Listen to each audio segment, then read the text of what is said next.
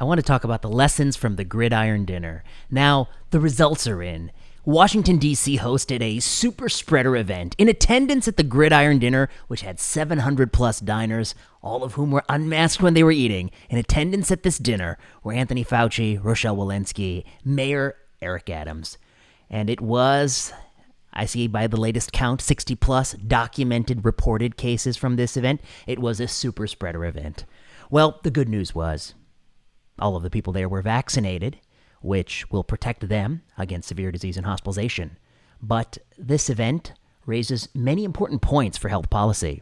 Number one, vaccine passports don't do any good job at all of separating people who can spread COVID from people who can't spread COVID. There are people who have been vaccinated who can spread COVID and people who are unvaccinated who can spread COVID. So the passport system is a very, very silly system. We knew this for the last few months. We've known this since it was abundantly clear that breakthrough was inevitable, that the vaccine effectiveness against asymptomatic or mild disease is very, very weak with time. No matter how many boosters you get, it wanes with time. This was well known. So the moment that was well known, that people who are vaccinated can transmit readily, easily have the illness, the passport system was ethically bankrupt. It didn't make any sense. It was scientifically bankrupt.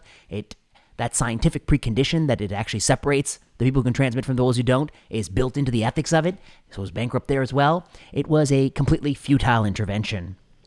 I think this shows very clearly that the passport system, pointless.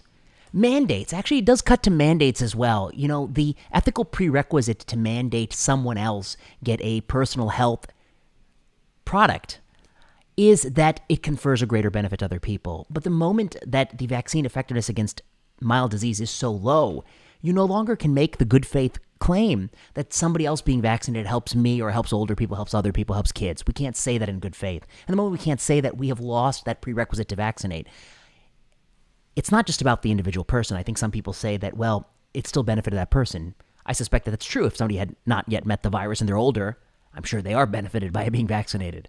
But that's not the justification for a mandate.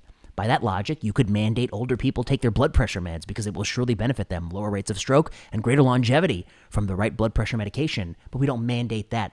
The threshold to mandate a medical intervention is that there is a broader population benefit that outweighs the loss of individual autonomy. You don't have that here. And the seatbelt analogy, I gotta say, the seatbelt analogy, it has nothing to do with seatbelt. Seatbelt is not a good analogy in many ways. One, the mandate for a seatbelt analogy, the mandate for seatbelts is weak. There's lots of non-compliance. 2, if they catch you, it's a small fine.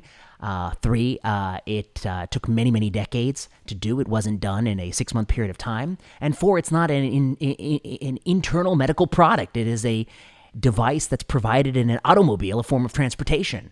And so the seatbelt story was a story of several decades where we actually slowly changed the culture and got people to buckle up mostly on their own.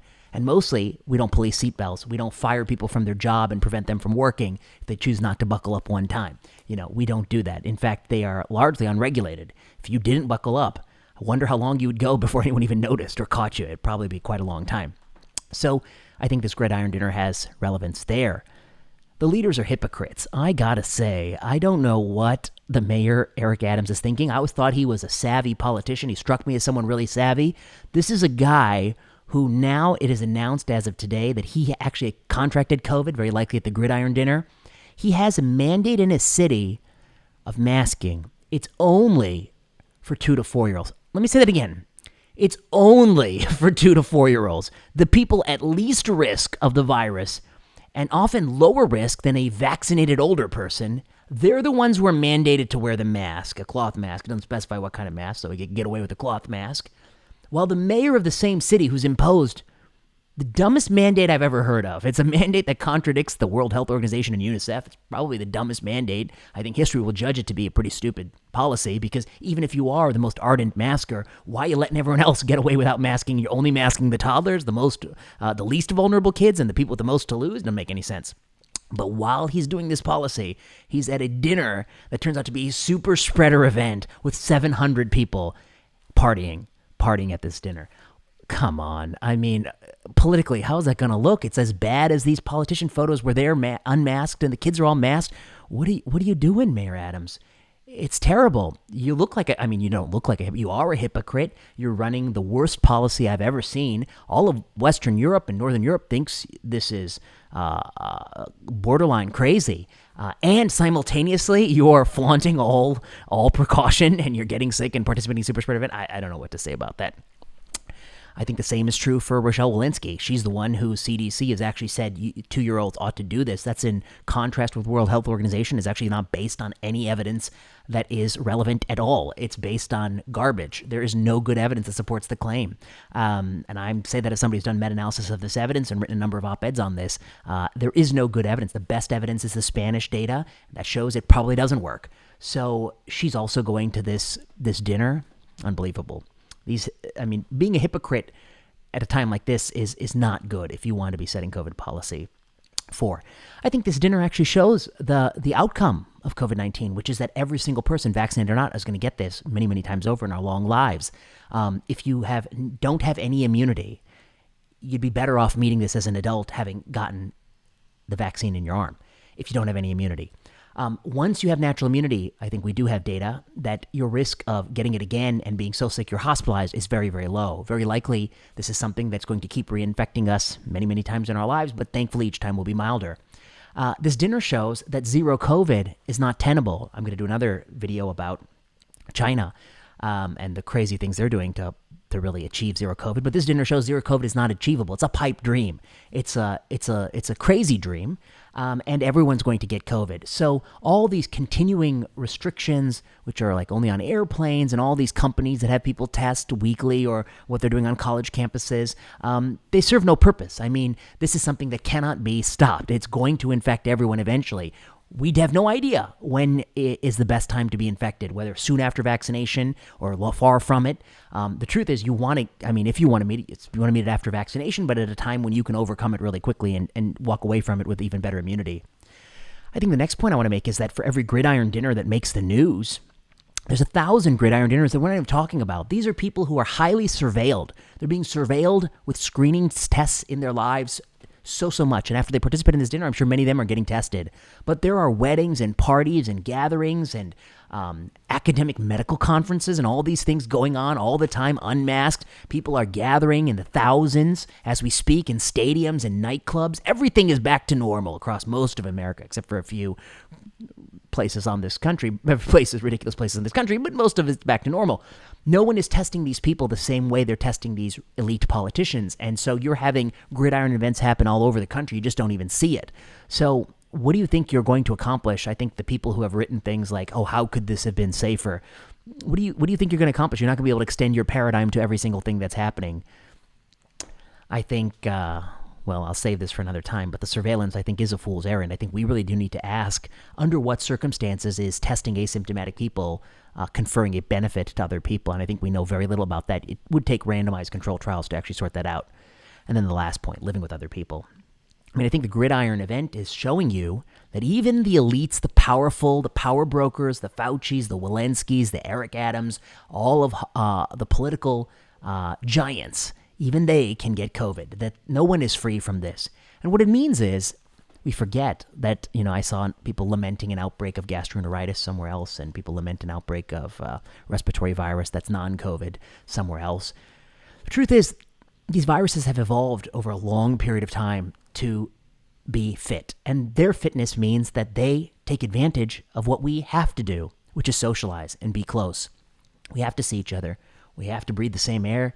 We have to be close to each other. That's what it means to be human beings. And the viruses have been selected over a long, long time to take advantage of that. And so what it means to be human is it means to be sick. You will get sick. You will recover. You'll get diarrhea, but you'll get a cold. These things will happen. You cannot keep it at bay forever. You cannot live in a way that you keep it at bay forever. Even the richest people with the most access to the greatest services and greatest tests and as many boosters as they could possibly want, they cannot keep it away. We cannot keep this away forever. The only place that's doing it is China. But what are they doing? They're dragging bags of dogs and kitties into the street and killing them in the street, and they're taking away children from parents. And even they, I think, will not succeed. I'm going to do another video on what they're doing. Even they will not succeed in this goal. It's crazy to think you can pursue zero COVID. It's a delusion. It's a delusion that was fueled by a lot of real scientists, but they're deluded too. It's not possible. It wasn't possible from the moment we took the virus seriously in March 2020. That was already too late. I think people can debate when it was possible. It might have been possible in December. Maybe some people say January. But by the time you got to end of February and got to March, it wasn't even possible. By the time we reacted, the horse was out of the barn. It was going to spread to everyone forever, in perpetuity, for another 1,000 years. And what it will take to really stop it means not being a human or to violate human rights as China's doing. But even they, I think, will not be able to keep it at bay forever. They will succumb. So this dinner shows that we all need to readjust what we want to do and not do in this life. And you'll have to make those decisions for yourself. So those are my thoughts on the Gridiron dinner. I think it is illuminative of all the things that irritate me the most. It's the hypocrisy, I think. The hypocrisy that the guy who has an only toddlers mask mandate is at a 700-person unmasked dinner where he gets COVID and then later goes on to glad hand with all these other people, potentially spreading it. So what he is saying is that it's such a crisis in New York City that we have to continue to mask toddlers, while it's okay for me to participate in super spreader events. I mean, it is the worst hypocrisy I've ever seen. I don't know how he's going to survive it. I think people will remember and they'll hold it over his head for a long period of time. I think anyone who's advising him, this New York City public health advisors, he should probably fire them because they're proving themselves to be inept at the job. I think it's very likely that his toddler mask mandate actually doesn't help anybody. It doesn't even slow the spread. I think we now have multiple data points. We have the Finnish study I talked about. We have the Spanish study I talked about. We have, common sense as well. So those are my thoughts on this issue. If you like this video, you know what to do. Like, subscribe, comment, leave a message below. I'll be back to talk about what's going on in China. Blew me away when I read about it. Blew me away. Totally crazy. Until next time.